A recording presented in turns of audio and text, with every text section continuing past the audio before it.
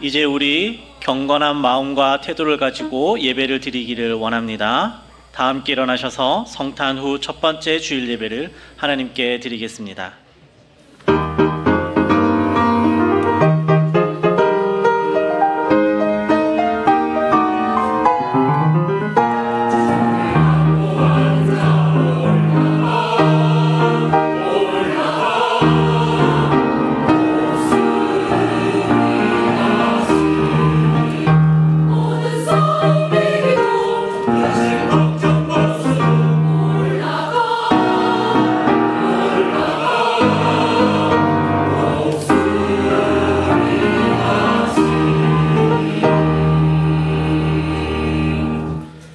세월을 아끼라.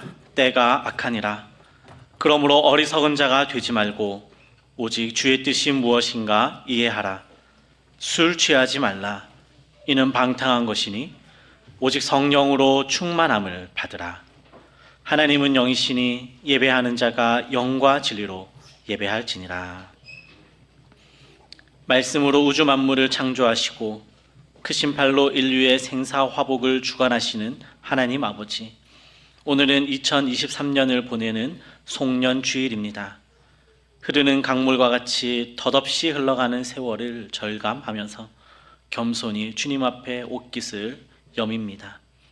빠르게 흘러가는 세월 속에서도 우리의 삶이 헛되지 않도록 발걸음을 견고하게 하시며 선하고 의로운 길로 인도해 주신 하나님의 은혜를 생각하며 무한 감사를 드립니다.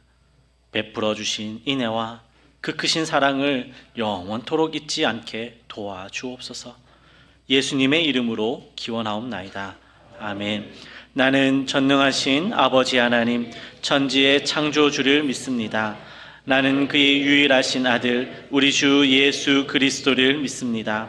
그는 성령으로 잉태되어 동정녀 마리아에게서 나시고 본디오 빌라도에게 고난을 받아 십자가에 못 박혀 죽으시고 장사된 지 사흘 만에 죽은 자 가운데서 다시 살아나셨으며 하늘에 오르시어 전능하신 아버지 하나님 우편에 앉아 계시다가 거기로부터 살아있는 자와 죽은 자를 심판하러 오십니다. 나는 성령을 믿으며 거룩한 공교회와 성도의 교제와 죄를 용서받는 것과 몸의 부활과 영생을 믿습니다. 아멘.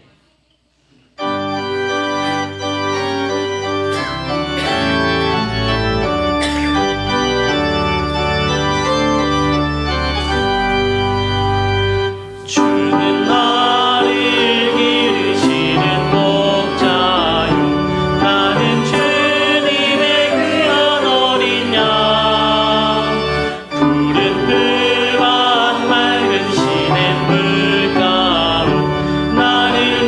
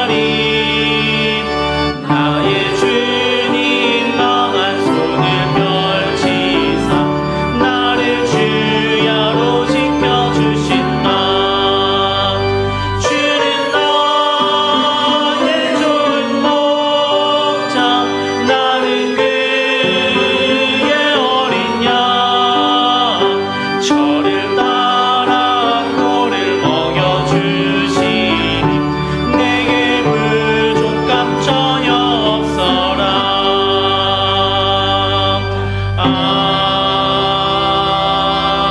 아멘.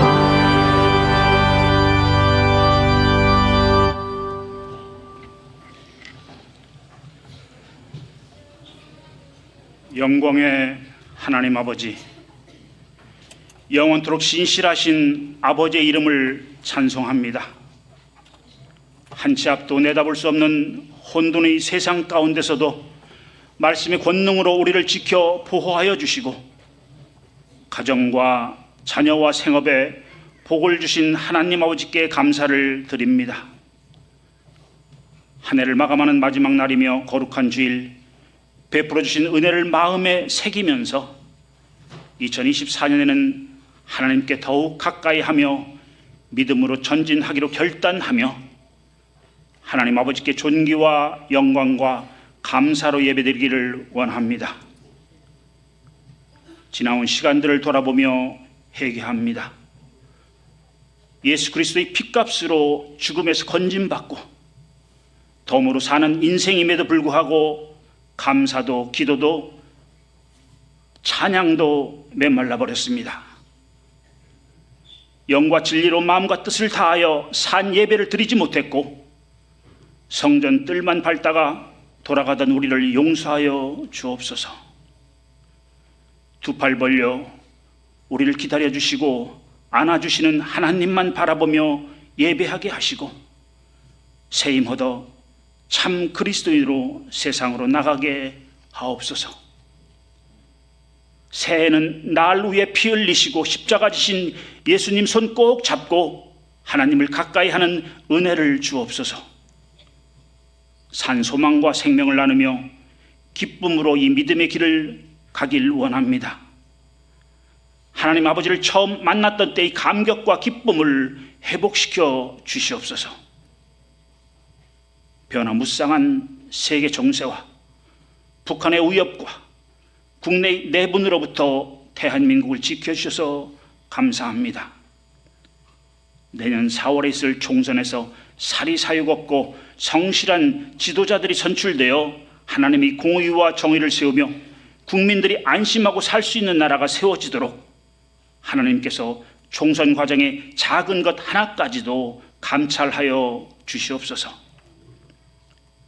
2024년 창립 50주년을 맞는 우리 대양교회가 끊임없이 말씀의 본질을 찾아가며 말씀이 살아 역사하는 교회가 될 때 대양교회가 온 교우가 기쁨과 능력을 누리면서 헌신하고 싶은 교회, 누구나 오고 싶은 교회, 지역의 방주가 되는 교회가 될 줄로 믿습니다. 오늘 교회학교를 수료하는 우리의 자녀들이 하나님의 말씀을 최고의 보물로 여기며 그리스도의 정체성을 찾아갈 때 시험에 빠지지 않게 하시고 악에서 건지시며 대한민국과 세계를 무대로 종횡무진할 수 있는 은혜를 주시옵고 하나님 영광받아 주시옵소서. 올 한 해도 교회학교를 위해 최선을 다한 교역자들과 교회학교 교사들에게 하나님이 상급되어 주시옵소서. 김성환 담임 목사님, 누구나 알아들을 수 있고 잘 박힌 못과 같이 마음에 박혀 하나님의 사람으로 온전하게 하며 모든 선한 일을 행할 능력을 갖출 수 있는 하나님 말씀을 선포할 수 있는 능력을 주시옵소서. 하나님의 약속을 믿는 성도들을 보호하셔서 심령이 살아나고 강하여지며 병든 몸이 고쳐지고 새 길이 열려지는 은혜를 주시옵소서. 그동안 성도들을 위하여 말씀을 준비하고 하나님의 뜻으로 교회를 치리하느라 불철주에 수고한 목사님들과 전도사님들과 교회 각 초소에서 말없이 하나님만 바라보며 봉사한 헌신자들의 수고를 기억하셔서 그들의 간구에 귀를 기울여 주옵시고 그들의 길을 훤히 밝혀 주시옵소서. 아가페 찬양대와 함께 드리는 우리 모두의 찬양을 기쁘게 받아 주시옵소서. 예수님의 이름으로 기도드립니다. 아멘.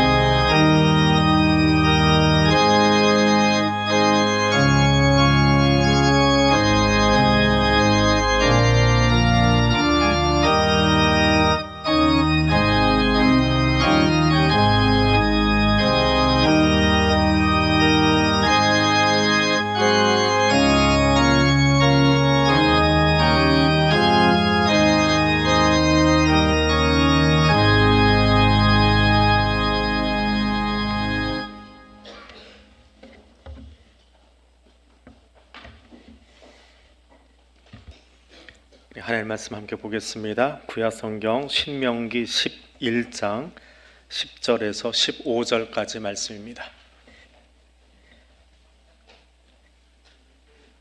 신명기 11장 10절에서 15절 말씀 제가 읽어드리겠습니다. 내가 들어가 차지하려 하는 땅은 내가 나온 애굽 땅과 같지 아니하니 거기에서는 너희가 파종한 후에 발로 물 대기를 채소밭의 댐과 같이 하였거니와 너희가 건너가서 차지할 땅은 산과 골짜기가 있어서 하늘에서 내리는 비를 흡수하는 땅이요 내 하나님 여호와께서 돌보아 주시는 땅이라. 연초부터 연말까지 내 하나님 여호와의 눈이 항상 그 위에 있느니라. 내가 오늘 너희에게 명하는 내 명령을 너희가 만일 청종하고 너희의 하나님 여호와를 사랑하여 마음을 다하고 뜻을 다하여 섬기면 여호와께서 너희의 땅에 이른 비 늦은 비를 적당한 때에 내리시리니 너희가 곡식과 포도주와 기름을 얻을 것이요. 아멘. 성경에서 자주 인용하는 글자들이 몇 개 있는데 그 중에 이른 비, 늦은 비라고 하는 단어가 있습니다. 태양력으로 따지면 이른 비 하면 봄부터 시작해서 저 앞에 있을 것 같은데 이스라엘 사람들에게 이른 비는 10월 달에 내리는 비입니다. 지난번 새벽기도 때도 이게 헷갈려가지고 거꾸로 이야기를 한 적이 있어요. 봄에 내리는 비, 이른 비라고 설명을 했는데 이걸 이스라엘 사람들이 어떻게 기억을 할까라고 찾아보다가 건기가 끝나고 나서 여름에 바짝 마른 건기가 끝나고 나서 비가 내리니까 이스라엘 사람들은 그것을 처음 오는 비, 이른 비라고 이해를 합니다. 그리고 그때 곡식을 우리는 가을에 추수를 하는데 뿌리기 시작해요. 물론 10월에 거두는 작물도 있긴 합니다. 근데 곡식을 그 10월 달에 뿌리고 그리고 잠깐 소강 상태에 들어갔다가 2월, 3월, 4월에 느즈막히 비가 한 번 더 옵니다. 추수하기 전에 우리도 여름 장마 지나고 나면 가을녘에 비가 한 번 더 오고 나서 그걸 바짝 말리고 벼를 추수를 하거든요. 그것처럼 그때 내리는 비를 늦은 비라고 합니다. 건조한 기후 속에서 파종할 수 있게 된다라고 하는 것, 우리처럼 사계절이 있는 기후가 아니고 바짝 말랐던 그 열대 기후 나타나다가 비가 내리는 그때에 석회암 그리고 사암으로 되어 있는 모래로 되어 있는 바위들이죠. 그 사암으로 물이 다 밑으로 빠져 내려가기 때문에 모아놓기가 힘들어요. 현대 기술이야 댐을 만들기도 하고 키부츠 같은 이스라엘 공동체를 만들기도 하지만 이 말씀이 주어졌던 이 당시에 이스라엘 사람들에게는 물을 본다라고 하는 것, 구경한다라고 하는 것이 굉장히 어려운 일이었습니다. 오죽하면 이삭 때는 우물 하나 가지고 온 동네가 싸움이 일어날 정도로 누가 찾았든지 간에 힘센 사람이 그걸 차지해버리고 내쫓아버리는 그런 일들이 비일비재했던 것, 그것이 이스라엘입니다. 이스라엘의 역사를 쭉 훑어보면 성경을 보면 비단 이 비만이 아니라 우물도 시내도 그들에게는 인생의 굴곡진 부분들, 힘들고 어려운 부분들을 설명해 주는 그런 요소이기도 했습니다. 우리나라의 사계절이 뚜렷하지만 비가 없는 그곳에서 이른 비, 가을에 오는 비, 그리고 늦은 비, 봄에 오는 비는 굉장히 소중한 자원이고요. 또 그 비가 늦게 내리거나 혹은 너무 많이 내리면 추수를 할 수 없는 상황이 되어버린다고 합니다. 그만큼 그냥 비 내리는 게 좋은 것이 아니라 비가 언제 어떻게 얼만큼 얼마나 많이 내리느냐, 또 이른 비와 늦은 비 사이에 얼마나 괜찮은 날씨가 지나가느냐, 이게 마치 우리 인생을 들여다보는 것 같아요. 오늘 수료하는 아이들도 있지만 또 수료만 있습니까? 우리 안에서 인생의 시간들을 마무리하는 사람도 있고요. 또 2023년 마지막 주일 지나면서 한 해를 보내는 마음도 있습니다. 아무리 날씨가 좋다 해도, 아무리 우리 인생이 편안하다 해도 이상기후가 있는 것처럼 한겨울에 반바지 입고 다니던 때가 있었잖아요. 불과 한두 달 전에 겨울인데도 반바지 입고 교회로 오는 청년들이 있을 정도였으니까. 그런 이상기후만 있는 것이 아니라 우리 인생 자체가 참 이상해요. 다 설명해낼 수 없는 그런 시간들을 우리가 살아가고 있습니다. 그때 우리가 해야 될 일들이 있습니다. 그 첫 번째가 이해할 수 없는 세상 속에서 하나님 바라보는 겁니다.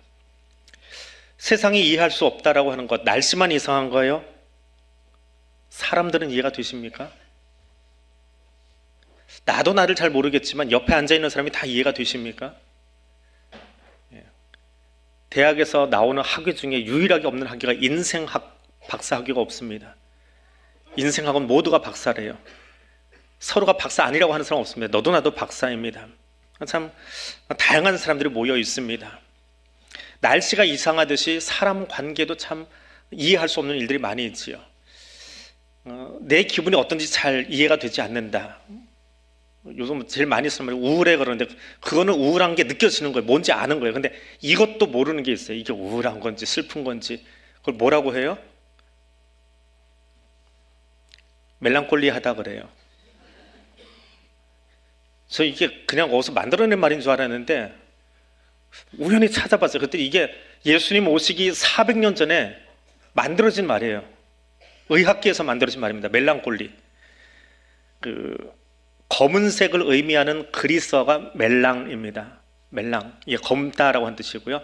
콜리라고 하는 말은 여기 담즙이에요. 쓸개의 즙. 그래서 흑색 담즙. 흑색 담즙. 의사분들은 아실 거예요. 고대 의학의 아버지라고 부르는 히포크라테스 선설을 하잖아요. 히포크라테스가 이 흑담즙이 많이 나오면, 요즘 현대의학에서 뭐 그거 가지고 이렇게 설명 안 돼. 옛날 얘기잖아요. 이 흑담즙이 많이 나오면 사람이 균형이 안 잡혀가지고 기분이 멜랑콜리해진대요. 그래서 흑담즙 병이다라고 불렀답니다. 그게 있는 말이에요. 근데 단어가 묘해가지고 우리말하면 꾸리꾸리하다 뭐 그 정도로 설명할 거예요. 예. 멜랑콜리하다. 근데 이 멜랑콜리한 이 기분, 이 우울한 것도 아니고 뭔가 나쁜 것도 아니고 근데 뭔가 좀 찝찝한, 한마디로 설명 안 되는 이 이상한 기분, 이거를요 중세 교회에서는 기도 안 해서 그래 그러고 치부해버렸어요. 영적으로 나태하니까 멜랑콜리해지는 거야. 의사들은 이게 병이라고 얘기하는데 신학자들은 기도 안 해서 그래 그러고 율법적으로 교인들을 정죄해버렸습니다. 이게 14세기, 15세기에 교회가 했던 일입니다. 그런데 이 이야기를 하면서 이 이야기를 설명하기 위한 사람이 하나 있어요. 성경에 등장하는 사람. 욥입니다. 욥이 멜랑콜리한 사람이래요. 중세시대 그렇게 설명했습니다. 근데 이게 나쁜 의도는 아니고 뭔가를 설명해내기 위해서 욥을 끌어내는데 욥기를 딱 펴면 제일 처음에 욥에 대한 설명 1장 1절에서 나오는데 어떻게 설명합니까? 그 사람은 온전하고 정직하여 하나님을 경외하며 악에서 떠난 자다. 칭찬이 정말 기가 막히지요. 근데 한 번에 끝나지 않아요? 1장 8절에 다시 한번 얘기합니다. 욥처럼 온전하고 정직하여 하나님을 경외하고 악에서 떠난 자가 없다. 2장 가니까 또 이야기해요. 그 정도로 욥에 대한 칭찬이 끊이질 않습니다. 근데 욥은 우리가 잘 아는 것처럼 1장 시작하자마자 상상할 수 없는 곤경에 처해요. 고난의 일들을 당하고 아이들이 죽습니다. 이걸 어떻게 이해할 거냐? 신학의 한 부분에서 신정론이라고 하는 게 있어요. 하나님이 어떻게 우리를 통치하시느냐? 하나님은 어떤 분이냐? 근데 이걸 목사나 신학자나 다 아는 척 하긴 합니다. 아는 척이지 사실 아는 거 아니에요. 알아가려고 하는 거죠. 다 할 수 없어요. 제일 어려운 것이 신정론입니다. 근데 누가 물어보면 아는 척을 해야 돼요. 이거는 모른다라고 해버리면 안 되거든요. 어느 정도 설명이 가능한 선까지 설명을 해요. 이게 신정론이에요. 참 어려운 학문입니다. 그걸 대표적으로 이야기한 게 욥인데 이 욥이 어려운 일을 당하고 나서 하는 이야기가 있습니다. 욥기 1장 21절에서 내가 엄마의 뱃속에서 나올 때 빈손으로 태어났고 죽을 때도 빈손으로 돌아갑니다. 이것을 주신 분도 하나님이시고 거두어 가시는 분도 주님이십니다. 그러니까 내가 할 수 있는 건 하나님 찬양하는 것밖에 없습니다. 엄청난 고백이지요. 1장 21절에요. 욥기가 굉장히 긴 책인데 그러니까 욥기를 딱 펴면 기가 질려요.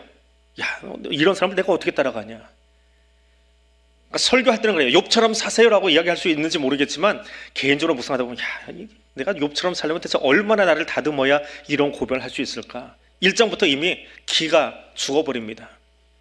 그런데 이 욥이 나하고 정말 다른 것 같은데요. 계속되는 그 어려움, 그리고 친구들도 도와주지 않아요. 친구라고 옆에 있는데 나에게 힘이 되는 말을 해주는 게 아니라 네가 잘못해서 그래, 네가 못돼서 그래, 네가 모르는 죄를 지어서 그래. 여러분, 그게 친구인가요? 여러분 그런 사람들이 있으면 어떨 것 같아요? 고난이 겹치다 보니까 30장쯤 가면 욥도 낙심해 버립니다. 그래서 1장을 읽으면 난 어떻게 내가 신앙생활을 하지? 내가 목사 맞어? 그러다가 30장 가면 어떤 생각이 들어요? 얘도 똑같네? 욥도 나하고 똑같네? 욥도 나하고 같아. 나만 그런 게 아니잖아. 나만 낙심하는 게 아니야. 욥도 낙심하고 있어. 낙심해서 바닥을 치고 있어. 야, 성경에 나오는 사람들이 다 나하고 똑같구나. 그런 마음이 들어오기 시작해요. 그러다가 38장에 가서 욥이 하나님의 음성을 듣습니다. 하나님의 말씀을 듣습니다. 하나님이 욥에게 이야기하세요. 내가 땅에 기초를 놓을 때 너 거기 있어 봤니? 내가 땅을 설계할 때 그거 어떻게 설계 너는 아니? 이 땅이 어떻게 지탱하고 있는지 너 그거 알아? 지구가 어떻게 우주에 붕 떠 있는지 너 그거 설명할 수 있어? 한번 해봐. 못하잖아. 바닷물이 처음 생겨날 때, 땅에 바닷물이라는 것이 처음 생겨날 때 어떻게 바다가 생성됐는지 너 알아? 모르잖아. 그거 누가 했어? 내가 했어. 그 말이에요. 4절에서 10절까지 말씀이. 근데 이 문장을 신약에 와서 단 한 단어로 요약을 해버립니다. 하나님은 어떤 분이요? 창조주가 아니고요. 창조는 창세기에 나와요. 대주제라는 말로 요약을 합니다. 대주제이신 하나님. 이 땅에 존재하는 모든 것들의 가장 위에 주인 되신 하나님. 가장 위에 주인 되신 하나님. 우주를 움직이고 지구를 움직이고 바다를 움직이고 그 기초를 놓으신 하나님. 그 대주제이신 하나님이 너 욥의 하나님이야. 너도 내가 붙들고 있어. 그게 나라니까. 내가 너를 지키고 있다니까. 그 한마디에 38장 나온 이 한마디에 욥이 바뀌어버립니다. 맞아. 세상 이해할 수 없어. 세상을 내가 다 설명할 수 없어. 그런데 그 설명할 수 없는 세상을 지금 만드시고 움직이시는 분이 누구예요? 대주제이신 하나님이요. 그 내가 다 설명할 수 없는, 목사인 저도 하나님 다 설명할 수 없어요. 제가 아는 만큼만 설명하는 거예요.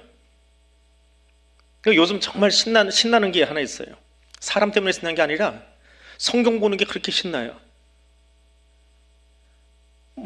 제가 소위 목회를 시작하고 이 시간까지 한 30년 됐어요. 그런데 그동안에 설교했던 것보다 요즘 설교 준비할 때가 그렇게 신이 나요. 정말 초등학교 1학년에 처음 막 책 열고 막 신이 나서 책 보기 시작하는 것처럼 성경이 그렇게 새로워요. 새로운 게 자꾸 보여요. 지금까지 30년 동안 무슨 설교했는지 모르겠어요. 요즘 성경 보는 맛이 얼마나 달달한지 몰라요. 하나님은 그런 분이에요. 30년을 설교를 하고 묵상을 하고 했어도 그때 보지 못했던 새 하나님의 모습이 보이기 시작하는 거예요. 하나님은 그렇게 이해할 수 없어요. 그런 새로운 하나님이에요. 그 하나님을 만나고 나니까 욥이 바뀌는 거예요. 세상 이해할 수 없는 거 당연해. 왜? 그걸 만드신 분이 누구예요? 내가 예측도 할 수 없고 예상도 할 수 없는 대주제신 하나님이 이 땅을 만드셨어요. 근데 그렇게 만들어 놓기만 한 것이 아니라 그 하나님이 나를 움직이고 계세요. 나를 붙잡고 계세요. 그 하나님 만나고 나니까 욥이 바뀌는 거예요. 맞습니다. 지금 내 안에 있는 하나님을 다 한다고 했는데 1장 1절에서 얼마나 그렇게 칭찬받았어요. 근데 여전히 내 안에 때국물이 있고요. 먼지가 있어요. 그걸 하나님이 다 연달아서 빼나가고 있는 중이에요. 정금으로 만들어가고 계시는 중이에요. 그 고백이 욥기가 끝날 때쯤 나오기 시작하는 거예요. 한 해를 보내고 새로운 한 해를 맞이합니다. 그 사이의 시간, 이제 그 마지막 날 9시간 벌써 보냈어요. 이제 14시간 남았나요? 13시간 30분 정도 남았는데 이 사이 시간에 여러분 하나님 만나는 은혜가 있기를 원합니다. 창조주신 하나님, 대주제신 하나님이 여러분을 만나주시고 여러분을 안아주시는 은혜가 있기를 원합니다.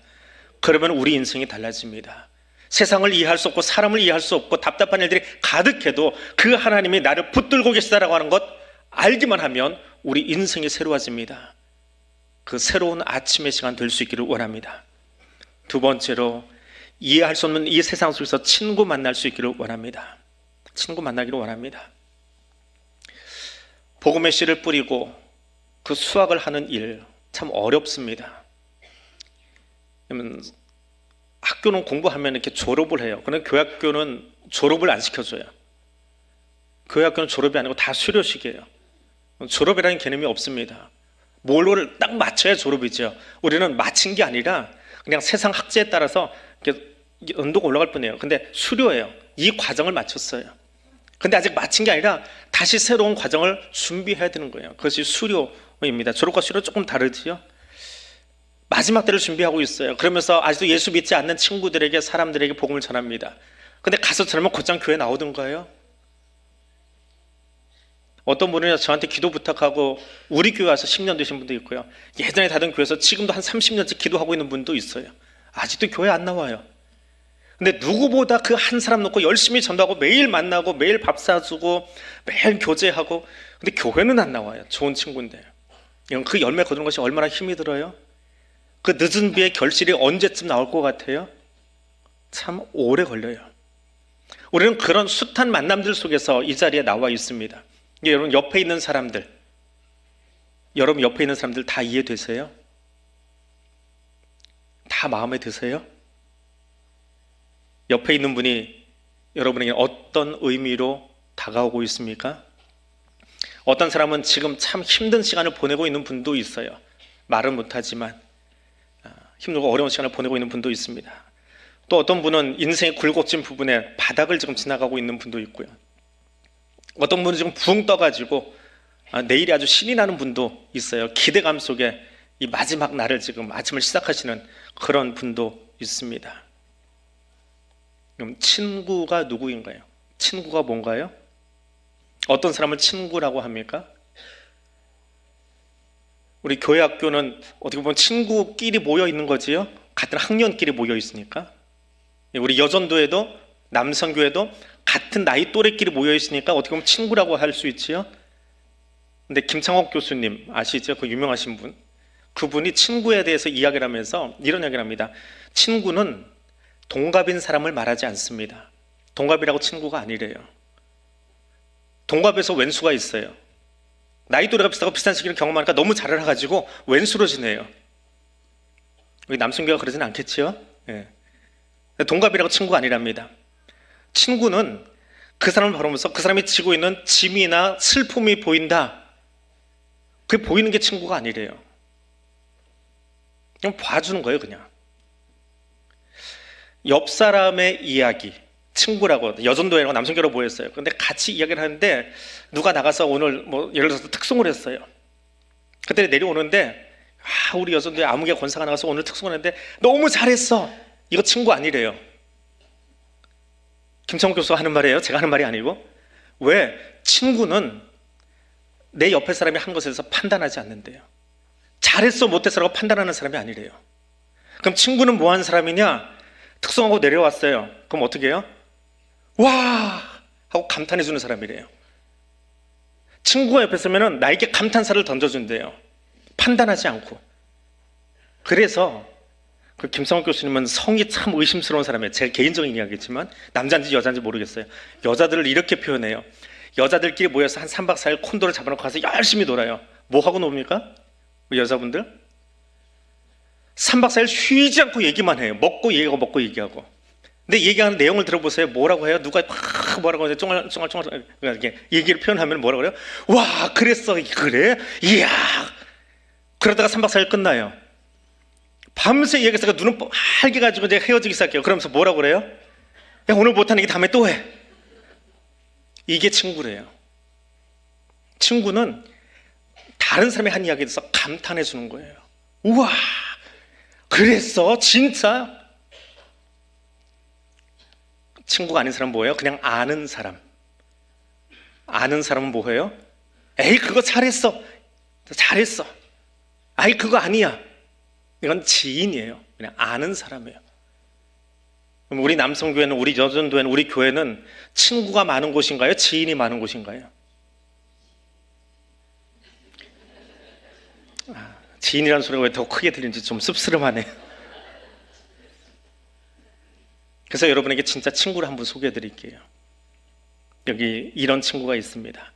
요한복음 15장 13절에 사람이 자기 친구를 위하여 자기 목숨을 내놓는 것보다 더 큰 사랑이 없다. 예수님이에요. 정말 멋진 친구지요. 간슬게 내줄 수 있습니다. 아빠가 아프니까 결혼도 안 한 처녀가 자기 배를 찢고 간을 꺼내서 아빠에게 이식을 해줬어요. 그 이식을 끝내고 너무 아파서 떨고 있는 그 딸을 생각하면서 울면서 간증했던 박종호 장로님 기억하시잖아요. 가족도 딸도 아빠를 위해서 간슬게 내줄 수 있어요. 근데 예수님은 뭘 내주셨어요? 간슬기가 아니라 생명을 내어주셨어요. 친구를 위해서 생명 내어주셨어요. 사람과 사람 사이에도 재고 따지고, 방금 그 소리가 더 크게 들렸지만 지인이어야 하는데, 지인이 많은 세상이 아니라, 지인이 많은 교회가 아니라 친구가 많은 교회, 친구이신 예수님 만나는 교회 될 수 있기를 원합니다. 그러면 세상이 아무리 이상하고 각박하고 어렵다고 해도 정말 행복한 교회, 행복한 세상이 될 수 있습니다. 사람 때문에 지치고 일 때문에 지치고 피곤한 우리 속에 예수님이 찾아오셔서 친구가 되어주십니다. 그리고 하나님께 들은 그 모든 것을 하나도 빠짐없이 성경을 통해서, 설교를 통해서, 말씀을 통해서 나에게 이야기해 주세요. 사람은 이야기를 해도 그러잖아요. 상처받지 않도록 좀 적당한 거리를 두고 만나라고. 이게 얼마나 슬픈 인간론이에요. 근데 예수님은 그렇지 않아요. 가까이 가면 갈수록, 가까이 하면 할수록 더 좋은 곳이 예수님이에요. 사람은 적당한 거리가 있어야 나도 상처받지 않고 너도 상처받지 않고 산다. 이게 세상에서 가르쳐주는 처세술인데, 예수님과의 처세술은 달라요. 더 가까이 가세요. 더 가까이 가서 여러분 속내를 다 털어놓으세요. 그럼 주님은 아낌없이 그 마음속에 있는 모든 이야기들을 우리에게 들려주시고 우리를 안아주실 거예요. 그 주님 만나는, 그리고 그 주님 만난 기쁨을 가지고 우리 교회 학교가, 또 우리 남성교회가, 우리 여전교회가, 우리 구역이, 우리 재직 부서들이 친구로 가득한, 친구의 사랑으로 가득한 그런 교회 될 수 있기를 원합니다. 2023년을 보내고 24년을 맞이합니다. 한 해를 보내는 이 사이 시간에, 그리고 종말을 준비하고 있는 우리 마지막 시간에 오늘도 분명히 지나갑니다. 13시간 후면 2023년도 지나갑니다. 아무리 붙잡고 싶어도 현재의 시간이 지나갑니다. 지나가는 그것에 우리의 눈을 머물고 그곳에 우리의 마음 뺏기지 아니하고 영원하신 하나님 말씀에 나를 붙들어 매고 그 하나님과 함께 걸어갈 수 있는 그 누구보다 예수를 나의 친구 삼아 함께 걸어갈 수 있는 믿음의 사람 될 수 있기를 원합니다. 기도하겠습니다. 영원하신 하나님 아버지, 오늘 허락해 주심을 감사합니다. 하나님의 구원 역사 속에서 다시 오실 주님을 기다리며 2023년을 보내게 하심 감사합니다. 전쟁과 이상기후와 혼란 소식으로 가득했던 시간들이 지나갑니다. 이 시간 우리가 기다리고 붙들 것이 무엇인지 알게 해주시고 변함없는 사랑으로 우리의 친구 되어주시는 예수님만 붙들기를 원합니다. 우리에게 허락하신 삶 속에서 주신 이른비의 은혜뿐 아니라 기다리다 지치고 힘들지라도 친구 되신 예수의 사랑을 믿으며 더디 오는 늦은 비라 할지라도 기다리며 성령과 함께하는 삶 살아가게 하옵소서. 예수님 이름으로 기도드립니다. 아멘.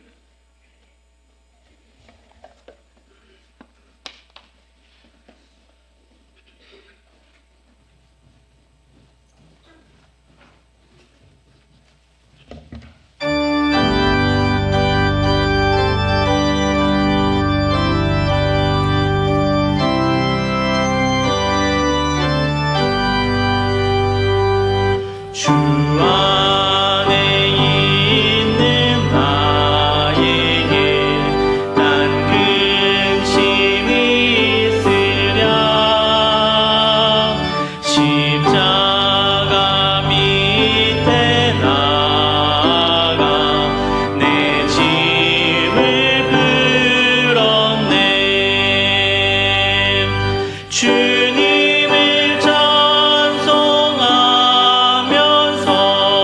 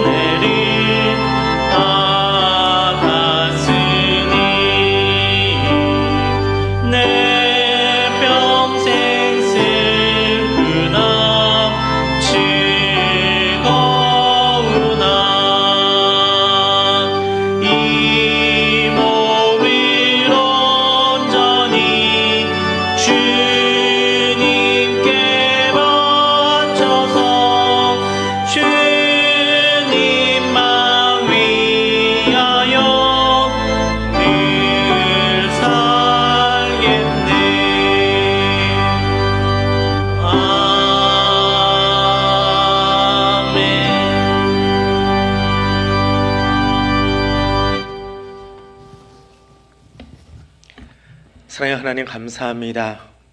2023년 송년 주일에 또 마지막 날 이 아침 시간 하나님께서 우리와 함께 하심을 감사하며 여기까지 인도해 주신 에베네셀의 하나님께 영광 올려드리며 예배자로 일어섰습니다. 세상 그날까지 내가 너희와 함께하리라 약속하신 그대로 지금도 보혜사선에 우리와 함께 하심을 믿으며 감사하며 그 고백을 이 예물 위에 담았습니다. 정성껏 준비한 이 헌금을 주께서 기쁘게 받아주시고 드려진 예물뿐만이 아니라 우리의 예배와 우리의 삶의 자리를 주께서 기억하여 주셔서 하나님만이 주실 수 있는 가장 아름다운 것들로 우리에게 채워 주시옵소서. 예수님 이름으로 기도드립니다. 아멘. 이제 다 일어나셔서 우리 파송의 찬송 함께 부르겠습니다.